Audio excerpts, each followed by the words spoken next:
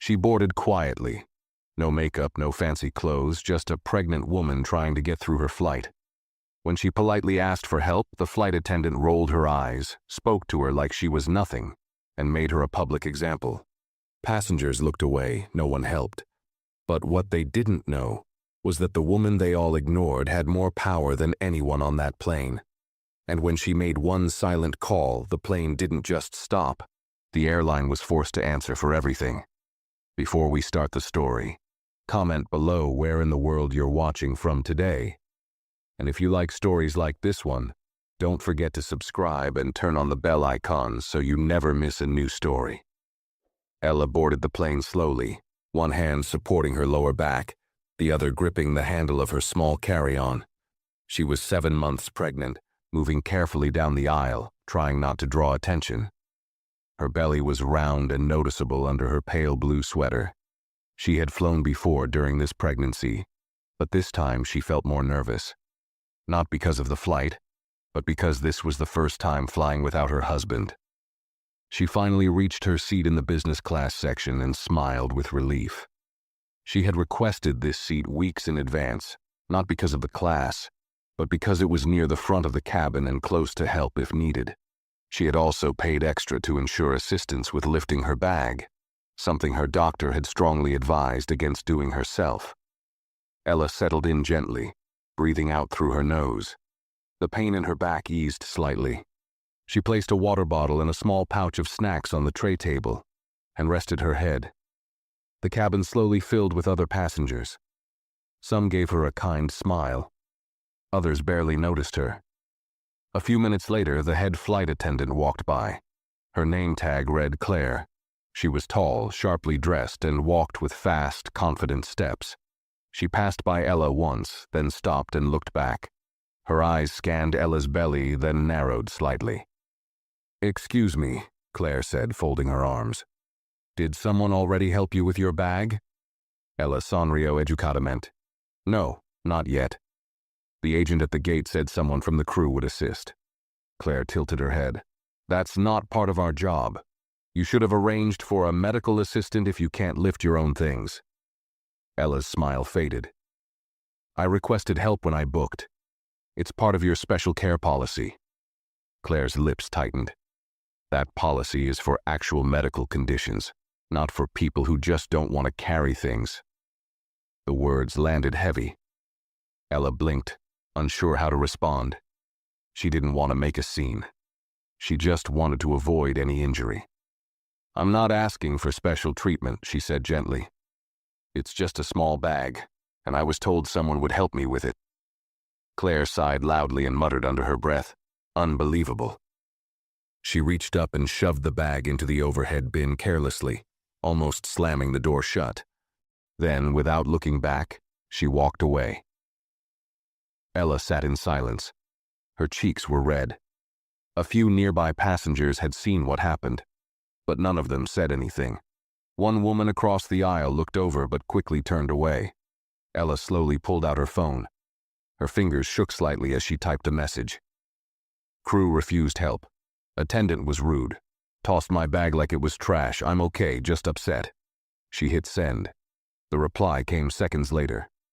"I'm calling the airline right now. Stay calm. Don't say anything else." Ella locked her phone and set it down on the tray. Her hand returned to her belly. The baby kicked again. This time harder. She closed her eyes and whispered to herself. She wasn't going to cry. Not yet. Because even though the flight had just begun, it was already headed somewhere no one was expecting. The engines hummed softly beneath the floor as final passengers took their seats. Flight attendants moved through the aisles, smiling at some, brushing past others.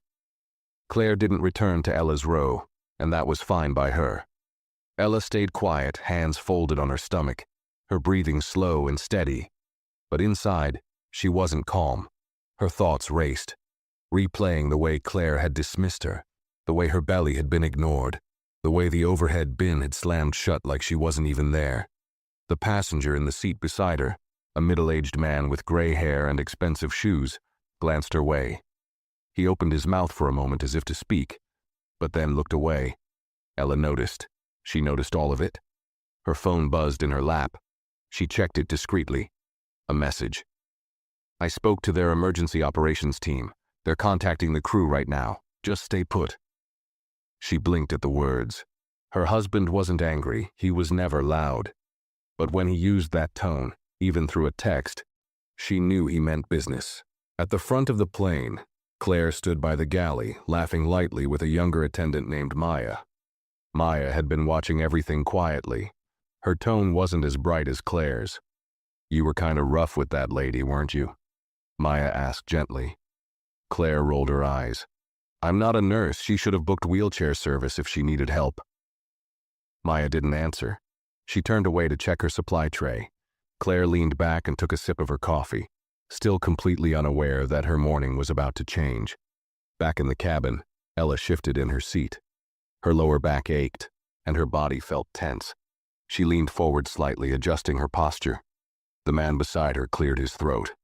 I saw what happened earlier, he said, not making eye contact. That was a bit harsh. Ella looked at him. Yes, it was. He nodded once and looked away again. No apology, no support, just that weak, unsure comment. A few rows behind, a young couple whispered to each other. Ella couldn't hear the words, but she could feel their eyes on her. The look wasn't sympathy. It was discomfort, like she had made them uneasy just by being there. She picked up her phone again and opened the last message. She reread it slowly. Just stay put. That's what she planned to do. But in her gut, she knew. Something bigger was already moving. She could feel it in the air. And soon, Claire would feel it too. Claire's confidence hadn't slipped, not even a little. She moved through the cabin with the air of someone who believed she knew exactly who mattered and who didn't. When she passed Ella's row again, she didn't make eye contact. She spoke to the man seated beside her instead, asking if he needed a drink before takeoff. Ella wasn't offered anything, not even a glance. Maya, walking behind her with a tray of water bottles, hesitated for half a second near Ella's seat. She looked down, made brief eye contact, and gave the smallest nod. No words, just something soft in her eyes. Then she kept walking. Ella wasn't surprised. She had experienced this kind of treatment before. Quiet disrespect, the kind that didn't make headlines or earn apologies, the kind that sat in silence, unnoticed by everyone except the person it was aimed at. Up front, the cockpit phone buzzed. The captain, a man with years of calm experience in his voice, answered. A moment later, his expression changed. He leaned back slightly in his seat, listening carefully. Yes, sir. Understood, he said, nodding slowly. We'll hold for further instruction. He hung up and pressed a button, calling the head attendant. Claire stepped into the cockpit a moment later, her brow furrowed. Everything all right? She asked. The captain looked at her carefully. We've received a directive from corporate. There's a concern regarding a passenger interaction in your cabin. They want clarification before we depart. Claire's posture stiffened. What kind of concern? They didn't say exactly, just that it involves your behavior toward a passenger with medical clearance. Claire scoffed. If this is about the pregnant woman, I was following basic safety protocol. She looked like she needed assistance but didn't arrange it properly. I didn't do anything wrong. The captain didn't argue. He just picked up the phone again. You might want to think carefully before you give your explanation to the ground manager. They're on the line now. Back in the cabin, the lights flickered slightly as the delay stretched longer than usual. Ella noticed the tension. Other passengers started whispering. A businessman in the front row glanced toward the galley, looking confused. Ella se quedó quieta, sus manos descansando suavemente sobre su barriga. Her water bottle sat unopened on the tray table. Her phone buzzed once more. They're freezing the takeoff. I think they're going to address it before the plane moves. She closed her eyes and let the words sink in, not out of relief, but because it confirmed what she already knew. This wasn't going to be brushed aside. Not this time. Claire stepped out of the cockpit with a tighter face than before. Her stride had lost some of its sharpness. She didn't say anything as she walked past the first few rows, but her fingers were twitching at her sides. Something had changed, and even the passengers could feel it. The cheerful boarding announcements had stopped. The flight hadn't pushed back yet. The delay was no longer casual. Maya stood near the galley, quietly organizing napkins. Claire approached her and leaned in close. "They're questioning my conduct over a simple request," she said in a low voice, still trying to sound in control. "Apparently, someone didn't like how I handled the pregnant woman." Maya looked up, her voice calm. "Did they ask for your version?" Claire narrowed her eyes. "Yes, and I told them exactly what happened. She wanted special treatment. I didn't have time to baby her." Maya didn't respond. She picked up a tray and turned away, but Claire followed. "What?" Claire asked sharply. "You think I did something wrong?" Maya didn't turn around. "It's not about what I think." In business class, Ella felt the change. The whispering had grown louder. A man a few rows up stood and opened the overhead bin, clearly impatient. A woman nearby pressed her call button, then canceled it just seconds later. No one knew what was going on, but they all sensed it wasn't normal. Ella sat still. She didn't fidget. She didn't reach for her phone. She just waited. The baby shifted inside her. She placed her hand on her belly, calm and silent. Finally, the intercom crackled. The captain's voice came over the speaker, steady but formal. "Ladies and gentlemen, we've been instructed to pause departure due to an internal matter. We appreciate your patience. Our team is working to resolve it quickly." Claire flinched slightly at the sound of it. She glanced back at the cabin. All eyes were shifting now, some toward her, others toward Ella. Ella no si movió. She kept her gaze forward. She didn't need to explain anything. She knew the truth. And now, so did the airline. The silence inside the cabin grew heavier with each passing minute. Passengers were no longer casually chatting or flipping through magazines. They were tense, whispering behind raised hands, exchanging glances toward the front of the plane. Something was clearly wrong and everyone could feel it. But no one knew exactly what. Only that the plane hadn't moved an inch, and the crew had gone unusually quiet. Ella remained seated, calm on the outside, but inside her heartbeat was strong and steady with purpose. She had said nothing. She had made no scene. And still, everything had shifted. That alone told her something important. This wasn't going to be ignored. Up front, the cockpit phone buzzed again. The captain picked it up, and this time his eyes widened slightly at the voice on the other end. It wasn't the operations assistant or a crew scheduler. It was someone much higher, someone whose voice carried weight even over a crackling connection. "I understand," the captain said after a few moments of listening. "Yes, I'll inform her now." He hung up and turned toward the door, calling Claire once again. She stepped inside with a quick nod, trying to hide her nerves. "They've escalated it," he said plainly. "You're being asked to personally speak with the senior director of flight operations. Now." Claire blinked. "A director?" The captain didn't look amused. "Apparently, the passenger involved has connections at the executive level." Claire crossed her arms. "Of course she does," she muttered under her breath. The captain stared at her. "This isn't a joke, Claire. They've halted this aircraft on her behalf. That doesn't happen for just anyone. They're watching how you respond now." Claire didn't reply. She just turned sharply and walked back into the cabin, her shoulders straighter than before, but her face slightly pale. She paused near the galley and looked toward Ella's seat for the first time in over 20 minutes. Ella looked back, steady and unreadable. Claire took a breath, stepped forward and crouched slightly beside Ella's row. Her voice was lower now, controlled, too controlled. "Ma'am," she began, forcing a small smile, "I'd like to clear up a misunderstanding. I didn't mean to come across as disrespectful earlier. We've just been under a lot of pressure and—" Ella raised her hand gently, stopping her. She didn't speak right away. She studied Claire's face, the nervous tension around her mouth, the stiffness in her eyes. "I didn't ask for anything out of the ordinary," Ella said softly. "You were just the one who decided I didn't deserve basic kindness." Claire swallowed. "I didn't mean—" "You meant exactly what you said. Ella replied, still calm. You made a choice, and now someone else is making one too.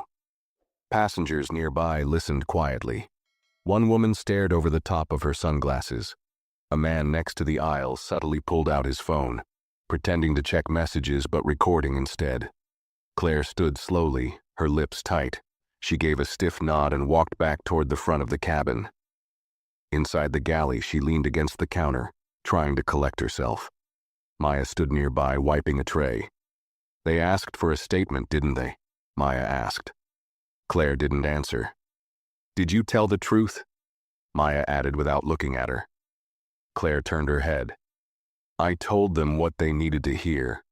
Maya finally looked up. You told them what you thought would protect you. Claire opened her mouth, but no words came. She was starting to realize this wasn't just about a single moment anymore. It was about everything that came after. Ella shifted slightly in her seat, her back aching from sitting still for so long. The tension hadn't left the air. It had only thickened. Around her, passengers were becoming restless. Some began pressing their call buttons. Others sighed loudly or stood to stretch. But no one asked her what was going on. They all knew, in their own way. They had seen it. They had heard Claire's tone. They had watched her ignore, dismiss, and humiliate a woman who had done nothing more than ask for what she was told she was entitled to, help. Ella reached into her bag and took out a small packet of crackers, the only thing she could manage to stomach with the nerves in her chest. Her phone buzzed again. This time the message was short, and it made her stomach turn, but not from worry. They've grounded the flight, for you. She blinked at the words, letting them settle in her mind. The plane hadn't moved because someone finally said, enough. Not because she shouted, not because she fought, but because someone in a high place knew what was right, and saw what was wrong. At the front of the aircraft, the tension inside the galley was now palpable. Claire stood with her arms crossed, her posture no longer confident, but defensive. Maya stood a few feet away, silent but watchful. The phone beside the sink buzzed again, and Claire flinched. She answered it with a shaky hand. Claire speaking.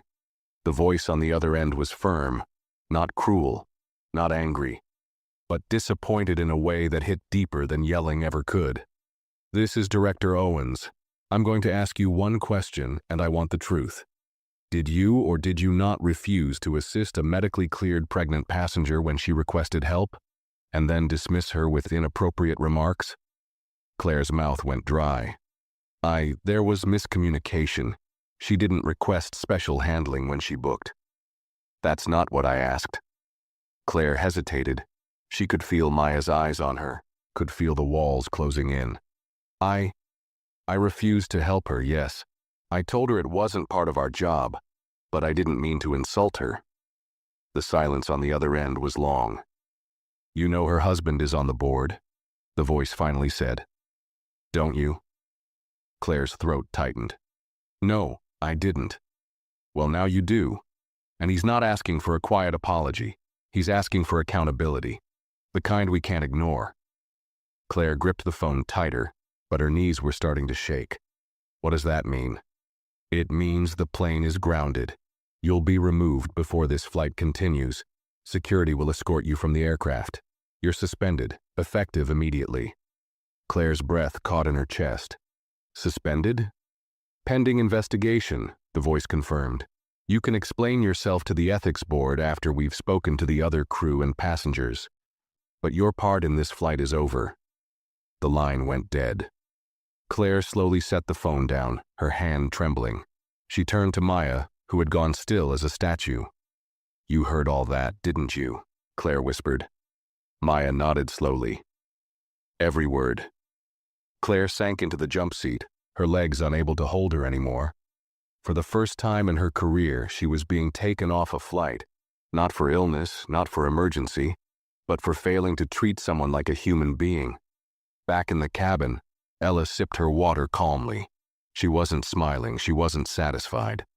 But her eyes were clear, and her spine was straight. Passengers around her began to buzz with more energy. The news had started to spread. The plane was grounded and no one knew why. But Ella knew. And in just a few minutes, so would everyone else. The captain stepped out of the cockpit and walked down the aisle, his expression calm but purposeful. His presence caught the attention of almost everyone in the business class cabin. Conversations hushed, heads turned. This wasn't something passengers saw every day. A captain, mid-flight prep, walking into the cabin instead of making announcements from behind the door. He stopped just a few rows short of Ella's seat, not close enough to make her feel cornered, but close enough to be clear. "Ladies and gentlemen," he said, his voice steady and respectful, "I want to thank you for your patience during this delay.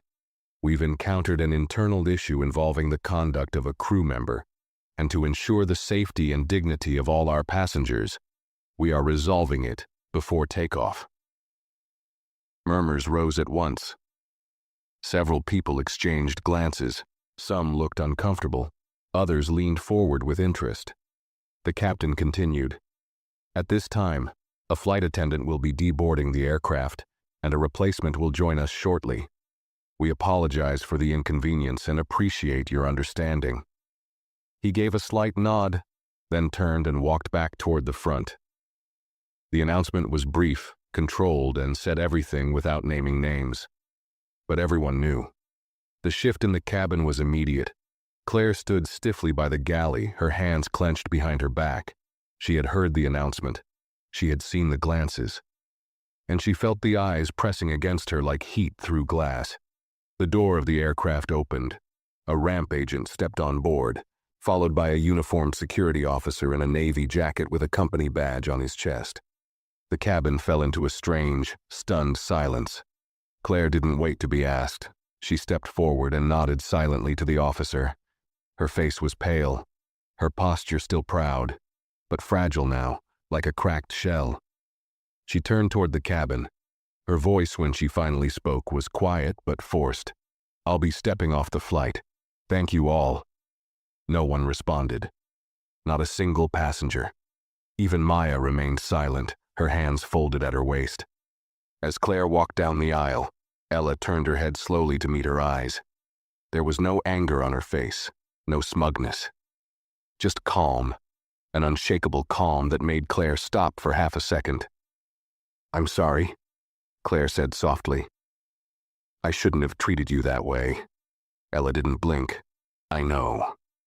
The words were light, but their weight was crushing. Claire nodded once, then turned and walked off the plane, escorted by the officer. As the door shut behind them, the tension lifted. Slowly, carefully. A wave of quiet disbelief swept through the passengers. A woman across the aisle leaned toward Ella. Her voice was hushed. "Did that really just happen?" Ella gave a small nod. The woman stared at her for a moment, then looked down. "I should have said something earlier." Ella no respondio. She didn't need to.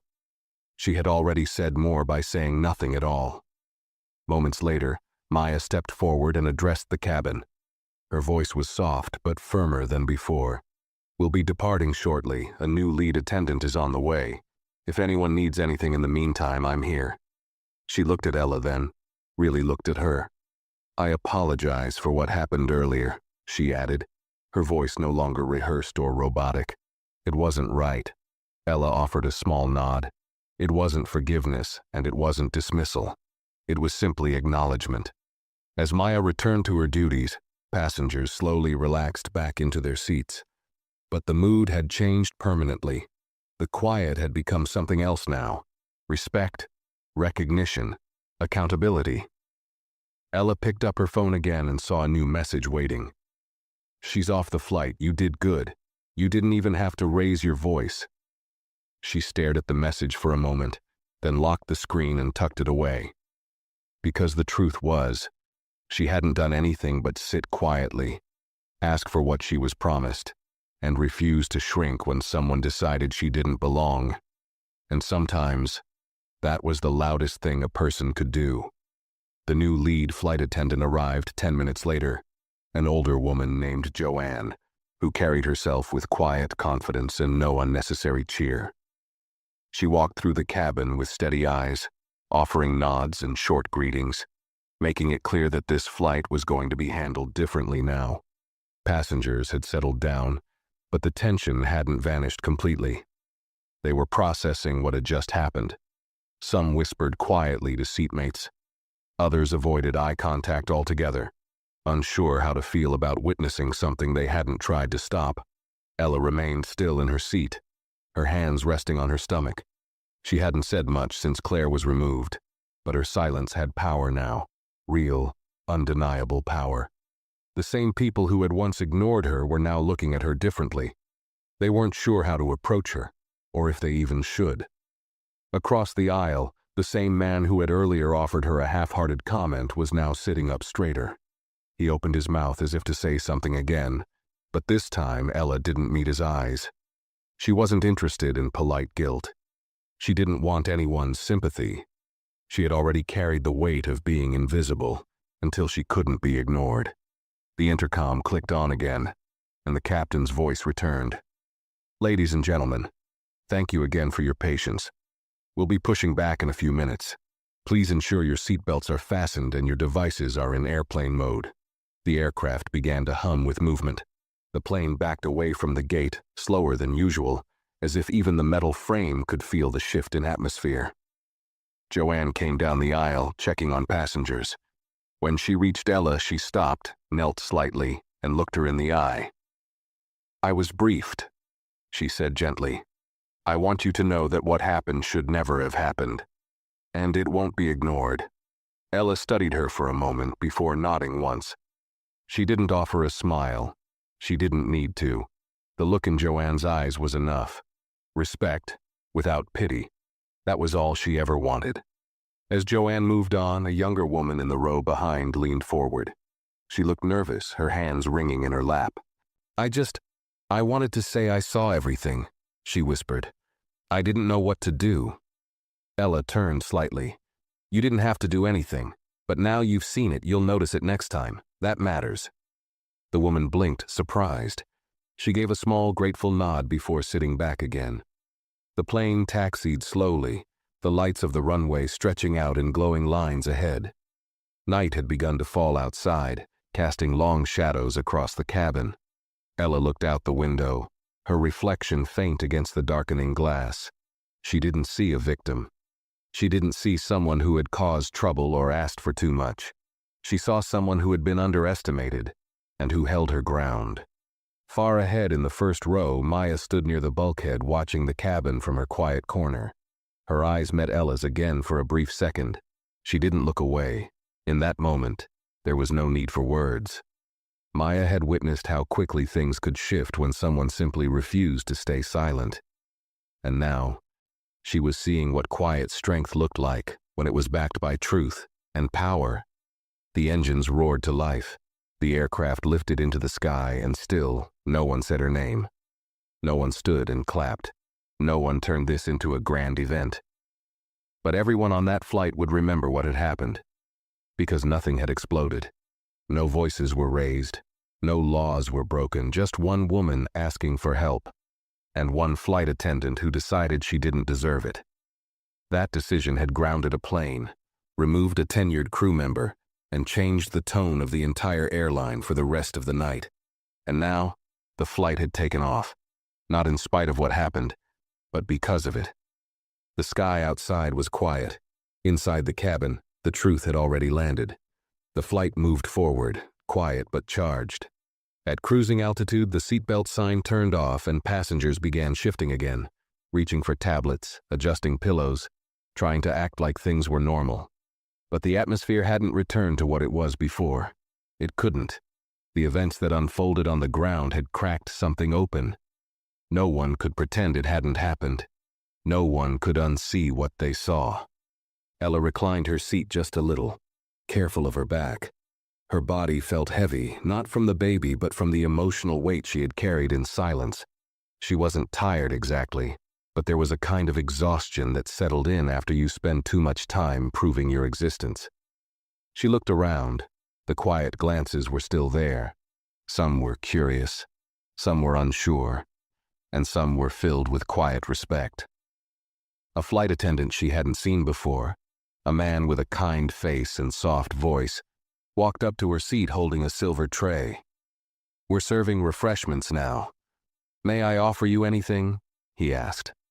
Ella looked up, surprised by the warmth in his tone. It wasn't forced. It wasn't part of some customer service script. It was real. Sparkling water, she said softly, if you have it. He smiled and poured it into a glass. Of course. I'll also bring you a warmed blanket, and if you need to lie back or stretch, let us know. We'll do everything we can to make the rest of this flight comfortable. Ella nodded, watching him walk away, and for the first time that day, she let herself exhale in full. Not because she felt satisfied or triumphant, but because, for once, the care being offered wasn't a favor. It was simply how things should have been all along. As she sipped the cold water, the older woman 2 rows up turned slightly in her seat. She wore a tan blazer and had been silent the entire flight. Now she gave Ella a faint smile and said, "You handled that with grace. I just wanted to say that." Ella gave a polite nod. "Thank you." The woman hesitated, then added, "I've seen things like that before. I've never seen anyone get held accountable for it, though." Ella didn't answer right away. Then she said, "That's why they keep doing it." The woman nodded slowly and turned back around, visibly processing the truth of that statement. Meanwhile, in the cockpit, the captain spoke quietly with ground control through his headset. He had filed an official mid-air report, documenting the incident with the removed crew member. It wasn't standard procedure to do it during flight, but nothing about this flight had been standard. "Yes, I've confirmed she was escorted off before pushback," he said. "Passenger involved remains calm. No disturbance. All crew currently cooperative." He paused, listening. "Understood," he said. "Yes, I'll notify her husband after landing. He'll be meeting her at the gate personally." Back in the cabin, Ella rested her head against the window for a moment, the glass cool against her skin. Her phone was in airplane mode, but her mind replayed the last few hours in clear, heavy detail. The insult, the dismissal, the slap of words more painful than a physical blow. The way no one stood up at first, the moment the entire flight shifted without her ever raising her voice. She hadn't needed to. She had said enough with her silence. Now, others were doing the talking. Passengers, crew, senior management, her husband, and Claire. She was probably still trying to process what had happened, how a small, quiet act of disrespect could unravel an entire career in less than an hour.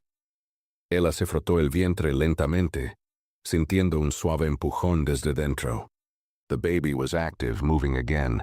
She smiled faintly, not because of what had happened, but in spite of it. Her child would grow up in a world where dignity sometimes had to be defended without words.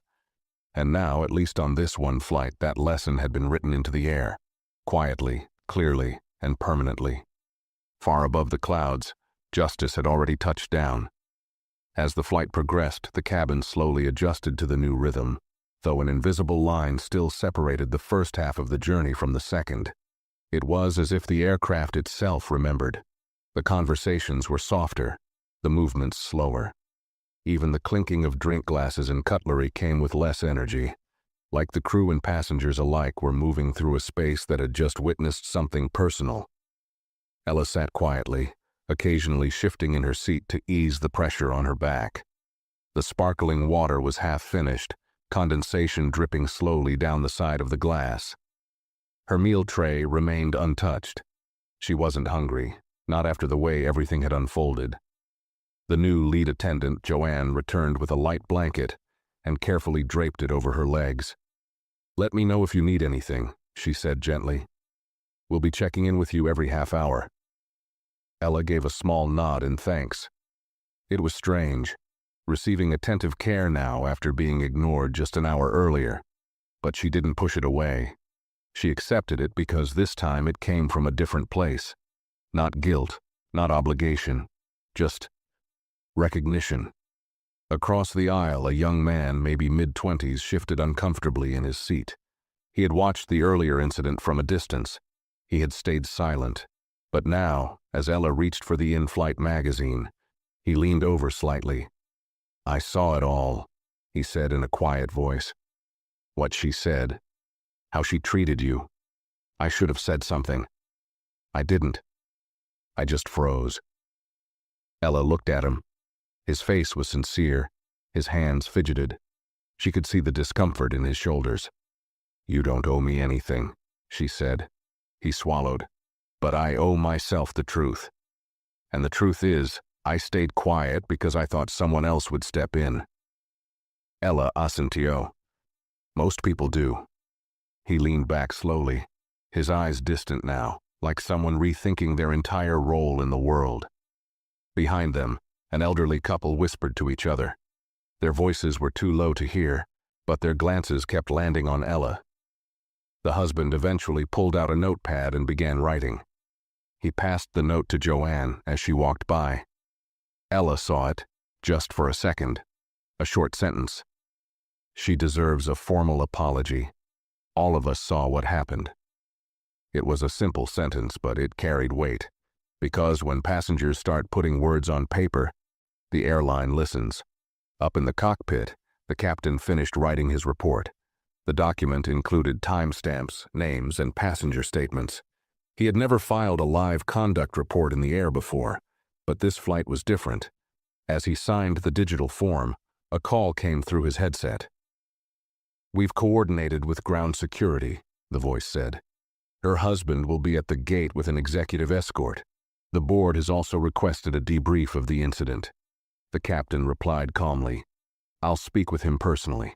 I've already submitted my full statement. There was a pause.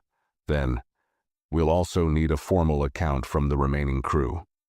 And the passenger herself. The captain nodded to himself. She's calm. She'll speak when she's ready. Back in business class, the lights dimmed slightly as the cabin entered the late evening phase of the flight. Ella leaned her head back and pulled the blanket a little higher. She wasn't sleeping. Her mind was too alert for that, but she was at peace. For once, no one was rushing her. No one was telling her to move, to change, to be smaller. The attendants checked on her at quiet intervals, but otherwise left her in silence. The kind of silence that didn't come from avoidance, but from respect. She turned her head to look out the window. The stars were visible, faint but steady against the night sky. The moon cast a soft silver light on the wings. Somewhere down below, cities flickered like little patches of fireflies, unaware of the drama unfolding far above them. In her lap, her phone buzzed once, just a brief vibration through the blanket. She reached for it, checked the screen, and saw a single message. From Gate Operations. Message: passenger escort and executive team will be waiting at door 2L upon arrival. Please remain seated until approached. Ella's lips curved slightly. Not a smile, not satisfaction, but quiet understanding. This was no longer about one flight. This was about what happens when someone is forced to endure humiliation in public and responds with dignity, not rage. This was about an airline being forced to choose between its silence and its standards. And this was about a woman, tired, pregnant, polite, who refused to disappear when someone decided she didn't matter. The lights dimmed further as the plane sailed into the clouds. The hum of the engines remained steady. But the air inside the cabin? It had changed forever. The cabin lights remained dim, casting a soft amber glow over the passengers as the flight entered its final stretch. Most of the cabin had settled into a tired stillness. Some passengers slept. Others scrolled quietly through in-flight entertainment. But beneath the surface, the memory of what had happened still stirred in people's minds like ripples on still water.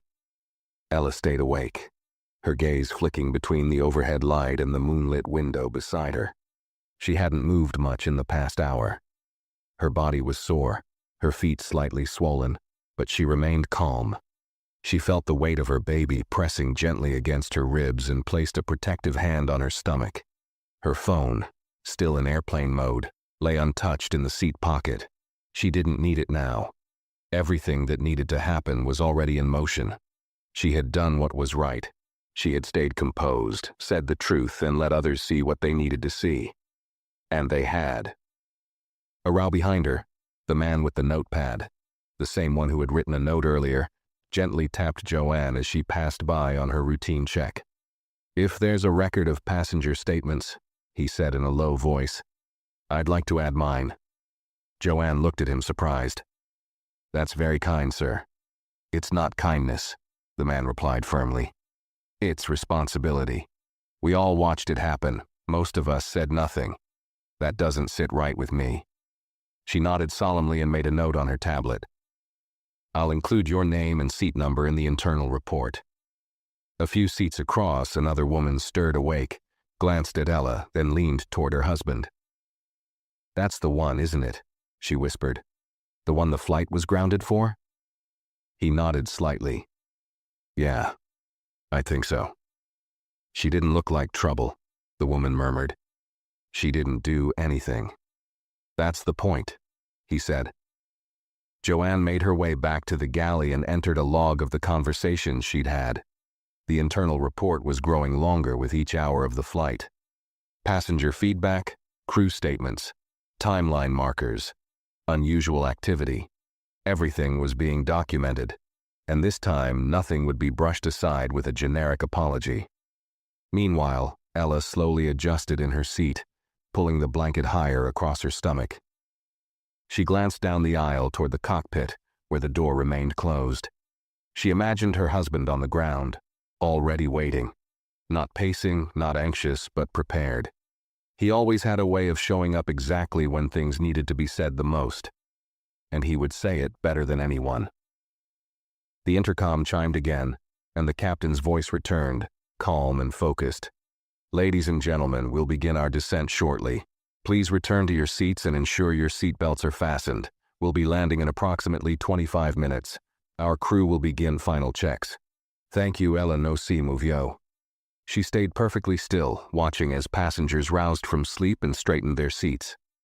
The cabin was waking up, but it wasn't the same. Everyone seemed more aware now, more conscious of the people sitting beside them, of what they had seen and heard earlier. Joanne returned one last time to check on Ella. She crouched slightly, lowering her voice. "Gate security has been informed. Your escort will meet you first. They've asked you to remain seated until they arrive." Ella gave a calm nod. "I know." Joanne hesitated. "I know it's not much, but I want you to know I've logged everything. Every crew member, every passenger who came forward. The company will see it." Ella studied her. "And if no one had said anything?" Joanne looked down, thoughtful. "Then the story would have ended differently." Ella leaned back in her seat, pressing her head gently against the headrest. She was tired, yes, but not broken. Not angry, just done. The baby kicked once more, almost as if sensing they were close. Across the cabin, passengers fumbled with bags, collected jackets, turned off screens. But none of them looked at her with the same dismissiveness they once had. Not after what had unfolded. Now every glance carried a different weight. One of awareness. Some even of quiet regret. The hum of the aircraft deepened as it began its descent. The runway lights sparkled in the distance, stretching like a promise of closure across the night. Ella pulled the blanket around her and took one last deep breath before the landing. It was almost over. But for some, the real consequences were just beginning. The aircraft dipped lower, the landscape below becoming clearer through the windows, clusters of lights tracing roads, neighborhoods, and quiet buildings beneath a velvet sky. Inside the cabin, seatbelts clicked, tray tables snapped shut, and a gentle nervousness settled over everyone. Not the kind that comes from turbulence or a rough landing, but from anticipation. They all knew something else was about to happen. Ella stayed perfectly still, her seat upright, her blanket neatly folded across her lap. Her hands rested on her stomach, fingers loosely intertwined. Her phone remained in airplane mode, untouched. She didn't need to send another message. She knew he was already there. The wheels touched down with a soft jolt, followed by a long breath of silence from the passengers as the aircraft slowed. No one clapped. No one cheered. The mood remained quiet, subdued. Then the voice came over the intercom. "Ladies and gentlemen, welcome. The local time is 8:47 p.m. Please remain seated with your seatbelts fastened until the captain turns off the sign. On behalf of the flight crew, we thank you for your patience and cooperation. The cabin lights flickered to full brightness as the plane taxied slowly toward the gate. Ella stared out the window. The terminal appeared just ahead, but it wasn't the glowing signage or the moving jet bridges she noticed. It was the small group of figures standing at the side of the arrival gate, just beyond the glass. Among them was a tall man in a gray suit, posture straight, arms folded, eyes locked on the aircraft. Her husband. And standing beside him were two senior airline executives, faces stiff, clipped name badges visible even from the cabin. A third figure in uniform stood a step behind, hands clasped, eyes downcast. Security. As the plane came to a full stop and the seatbelt sign dinged off, people began moving, unbuckling and reaching for their bags. But no one rushed to stand, not this time. An announcement followed, firm but respectful. We kindly ask all passengers to remain seated for a moment. A company representative will be boarding shortly to meet with a specific passenger. We appreciate your cooperation. Murmurs spread instantly. Passengers exchanged nervous looks, some whispering guesses, others simply watching, but they all knew who it was for. Ella no se movió. She kept her hand steady in her lap. Joanne approached her row and crouched slightly. They're ready. They'll come to you. Just stay seated until they ask. Ella asintió una vez. A moment later, the door of the aircraft opened with a firm click, and the jet bridge was locked in place. Two figures stepped inside. The first was the senior security officer. The second, her husband. He walked down the aisle calmly, eyes scanning the cabin. There was no anger in his face, only clarity. As he reached her seat, he leaned in and spoke low enough that only she could hear. You okay? She nodded. Yes. He looked into her eyes for another second, then turned to Joanne. Thank you for your handling of the second half of this flight. You'll be included in the report. Joanne gave a slight nod, understanding what wasn't said out loud. Then came the second man, the director of operations.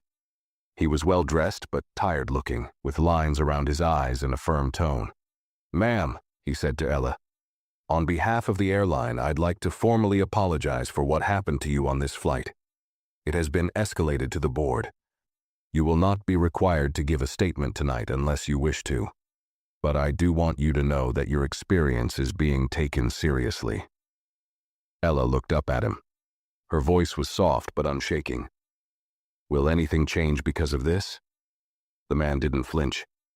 Yes, it already has. She studied his face, deciding whether she believed him. Then she slowly gathered her blanket and reached for her small handbag.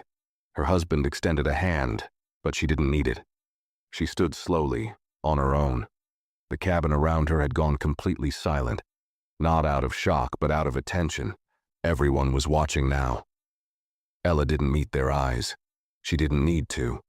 She walked past row after row, the blanket folded neatly in her arm, the officers and executives clearing the path ahead. Each step was measured even. She wasn't rushed. She wasn't escorted like someone in trouble. She was being acknowledged. As she reached the front of the plane, Maya gave her a respectful nod from the galley. Ella paused, nodded back, and then stepped off the aircraft. The terminal air was cooler, cleaner. She walked slowly beside her husband, their hands not touching, but in sync. Behind her, the airline officials followed, quiet, serious. Ahead, reporters waited by the far windows. None had been tipped off, but word had gotten out anyway. Someone had leaked that the airline had grounded a flight over a passenger mistreatment. No names had been released. Yet. Her husband placed his hand gently on her lower back, guiding her away from the growing noise. They didn't stop to give a statement. They didn't look back. Inside the aircraft, passengers began gathering their bags, but none of them spoke with their usual energy. They moved slower, more thoughtful. One woman near the front finally broke the silence.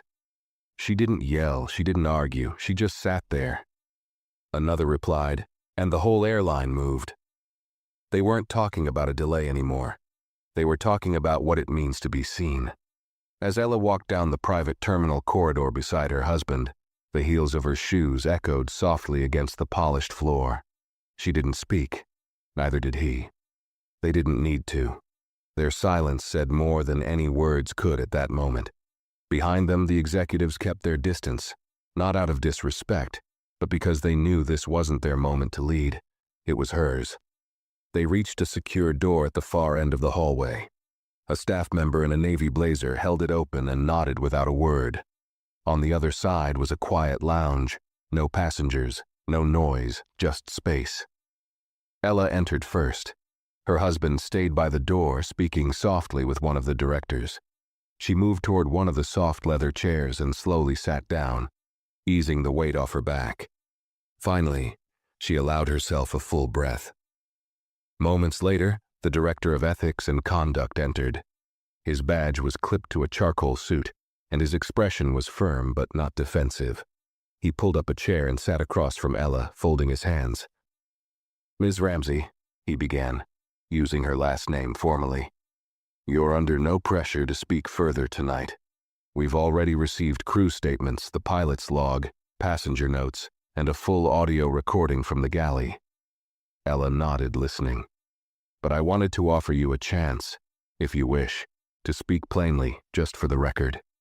You don't have to retell anything, just your thoughts. What mattered most to you." She leaned back slightly, her hand still resting on her belly. "I wasn't shocked," she said after a pause. "Not really. It's not the first time someone's made me feel like I don't belong. It's not even the worst. But it's the first time they got caught in front of people who couldn't look away." The director said nothing, letting her continue. "She didn't just refuse to help," Ella added. "She made a decision the moment she looked at me. She decided who I was, what I was worth. She decided I was exaggerating, or needy, or trying to get special treatment just because I asked for something small." Another pause. Her voice remained steady. "And the plane didn't stop because she shouted at me. It stopped because no one else stepped in. And that silence, that's what made this different. It wasn't just her mistake, it was everyone's permission." The director nodded slowly, absorbing every word. "I'll be honest with you," Ella continued. "I didn't want her fired. I didn't even need an apology. What I needed was for someone else to finally see what people like me deal with every day, and not brush it off as a misunderstanding." He shifted slightly in his seat. "We're going to use this case to revise several internal protocols. Bias training, crew accountability reports, escalation processes. A lot of what failed today is being addressed." Ella met his eyes. "Make sure that doesn't just mean more paperwork." He smiled faintly. "It won't. It means policy with enforcement. Monitoring, not just memorizing." She nodded, satisfied enough to let the conversation settle. He rose, thanked her, and exited the lounge. Her husband walked over and sat beside her. This time he took her hand. "You okay?" he asked gently. Ella looked at him. "I think I will be." They sat there for a while, quietly, as the movement in the hallway beyond the glass slowed. She could still hear the faint clatter of passengers deboarding in the distance. Some would rush to make connections. Others would go home, carry on with their lives, forget this night in a matter of days. But for a few, something had shifted. Not loudly, not dramatically. Just enough to change how they looked at people when they walked onto a plane, especially those who didn't look like they fit. Ella looked out the window, watching as the crew from the flight filed past toward the shuttle. Maya glanced through the glass and gave a small wave, not for attention but for acknowledgement. Ella lifted her fingers slightly in return. A slow, familiar movement stirred beneath her ribs. The baby was kicking again. She placed her hand over her belly, smiling quietly to herself. "You're already watching the world become something else," she whispered. "Let's make sure it keeps changing." Her husband looked at her, pride shining behind his calm, and in that small, quiet room, away from the noise, away from the crowd, a woman who had once been dismissed for asking for help was now the reason an entire company was rewriting its rules. And that was just the beginning. Outside the glass walls of the lounge, the airport continued to move. Baggage carts rumbled in the distance.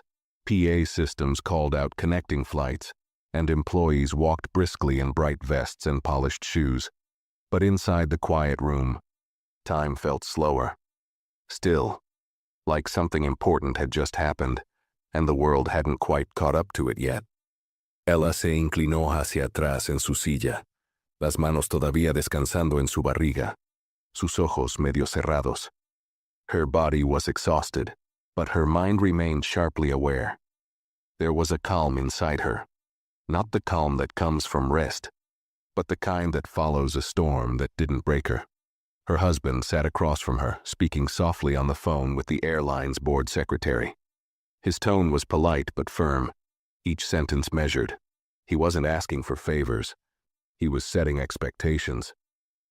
"We're not looking for headlines," he said quietly. "We're looking for change. Public, clear, lasting change. You have our full cooperation, for now. But if this is handled behind closed doors, or delayed into months of internal review, you'll lose far more than one passenger's trust." There was a pause as the person on the other end spoke. Then he added, "And no, she will not be making a public statement. This isn't her story to prove, it's yours to repair." He ended the call and turned to Ella. "They're drafting an apology letter," he said. "Board signed. It'll go out within 48 hours. They're also offering to name you in their new bias response training initiative. You'd be the reason it exists." Ella's gaze drifted to the window. "Let them name the change, not me." Her husband tilted his head. "Why?" "Because I wasn't the first," she replied. "I'm just the one they couldn't ignore." Her words hung in the air. There had been others before her, women who asked for help and were laughed at, elderly passengers dismissed for being too slow, immigrants looked at with suspicion, people judged for their appearance instead of their presence. Most had been forgotten the moment they stepped off the plane. She hadn't been ignored because she was louder or more powerful. She had simply refused to vanish. A knock came at the lounge door. A staff member entered holding a small folder. "These were left for you by the Director of Ethics," the woman said. "He asked me to deliver them personally." Ella took the folder and opened it. Inside was a printed statement, brief but specific. "Effective immediately, the airline has placed crew member Claire W. on unpaid leave pending a formal termination review. As part of our internal reform, a mandatory bystander intervention training will be implemented for all flight staff. This initiative will be named the Ramsey Protocol." Beneath the paragraph was a signature from the airline's CEO. Ella handed the paper to her husband. He read it, then looked up. "They gave it a name after you," he said softly. She shook her head. "They gave it a name so they'd remember what happens when they pretend not to see." She rose from the chair slowly, careful with her steps, stretching the tightness from her legs. She walked to the large glass window and looked out at the runway. Somewhere out there, another plane was taking off. Another crew was boarding, and somewhere on that plane, someone who looked like her or didn't, would need kindness, would need help, would need to be seen. And maybe, just maybe, the crew would remember what happened tonight. Not because a powerful man made a call, not because a passenger got angry, but because a pregnant woman asked for help, and the world moved around her. Her husband stood beside her, watching her with a calm, quiet admiration. He'd seen her strength before, in smaller ways, but tonight the world had seen it too. "You ready to go?" he asked gently. She nodded. "Yeah, I've got everything I need." They stepped toward the exit of the private lounge. The hallway outside was empty now. The commotion from earlier faded into silence. As they walked side by side through the quiet corridor, Ella's footsteps were slow but steady. Her shadow moved beside her, long and unshaken. Not once did she look back. She didn't need to, because everything behind her had already changed. Ella stepped out of the lounge into the quieter part of the terminal where few travelers walked, mostly airport staff and late-arriving passengers. The world outside had resumed its normal pace. Check-in counters buzzing, departure screens blinking with new gate numbers, children pulling on parents' hands, conversations happening without urgency. But for Ella, nothing about the moment felt ordinary. Each step she took now felt grounded in something permanent. Not pain, not victory, but truth. She and her husband walked in silence toward the private elevator that would take them to the lower level where a company car waited. Not the kind of luxury offered to VIPs, but the kind of exit reserved for people whose presence made those in power uncomfortable enough to offer quiet protection. The hallway lights above flickered once, then stabilized. The air was cool and still. Somewhere overhead another plane lifted into the night, but here, on the ground, things were finally settling. At the end of the corridor stood a lone man in a black suit, badge clipped to his belt, radio on his hip. Security. He nodded politely as they approached and opened the elevator doors. As the doors closed behind them, Ella leaned slightly against the wall, her hand once again on her belly. Her husband stood beside her, watching the floor numbers light up one by one. He hadn't asked her again how she felt. He didn't need to. He knew this wasn't the kind of moment you summarize with a word. The elevator stopped, and the doors slid open to a small underground arrival bay. A black SUV waited at the curb with its headlights on. A driver stood ready, holding the door open. Before stepping in, Ella looked up at the dark, concrete ceiling overhead, plain and unmemorable. The kind of space people pass through without noticing. That's what this entire experience had started as. A moment that was supposed to pass unnoticed. But it didn't. She turned to her husband. "Do you think she'll ever realize what she really did?" He looked at her, thoughtful. "Maybe. But I don't think this was just about her." Ella nodded, then looked past the car, past the exit ramp, toward the quiet runway barely visible through a side window. "Do you know what scared me the most?" Her voice was calm, her eyes clear. "I wasn't afraid of her rudeness, or even the fact that she refused to help. I was afraid of how normal it felt. How easy it was for her to assume I didn't deserve anything more than dismissal." He said nothing, just listened. That's what people don't understand. Disrespect doesn't always come with raised voices or insults. Sometimes it comes in silence, in a turned back, in a shrug, in the way someone speaks to you like you're a burden before you even speak. She paused. And when no one stands up, when everyone pretends not to see it, it becomes normal. He walked to her side and placed his hand on her back. "Not tonight," he said. "Not anymore." She exhaled slowly, then stepped into the car. He followed. As the vehicle pulled away from the terminal, Ella looked out the window. The lights of the airport stretched behind them, glowing rows of white and yellow. People would board flights tonight, tomorrow, next week. Many of them would walk down the aisle hoping only for peace, respect, a quiet trip from one place to the next. Some of them would ask for help. And thanks to one grounded plane, one firm voice, one woman's refusal to be overlooked, someone in a uniform might pause. They might think twice. They might remember. Not because of a lawsuit, not because of a media story, but because of what they saw when no one was yelling and nothing was on fire. And still, everything changed. Ella cerró los ojos y se inclinó hacia atrás en su asiento. The hum of the car was soft and steady. Her husband reached over and gently took her hand. Outside, the night sky stretched wide and open above them. Inside, she was already writing a new beginning. And for the first time in a long time, the world was finally learning how to listen. If this story moved you, give this video a like, share your thoughts in the comments, and make sure to subscribe to the channel for more powerful stories like this.